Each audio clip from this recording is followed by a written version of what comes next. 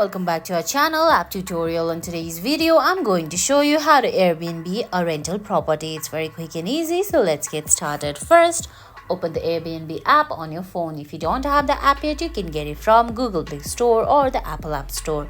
Once you do that, you can see there are options like explore, wish lists, trips, messages and profile. Go to profile, then you can see Airbnb or place option right below your profile. Tap on it, then you have to tap on Airbnb setup. Once you tap on Airbnb setup, you can see a create a new listing option at the end of your screen. Tap on it, then select get it started, then you have to select next. Then they're gonna give you a few options. You have to select the type of property that you've rented and answer the questions that they ask, like photos, amenities, locations, etc. And guys, that's it.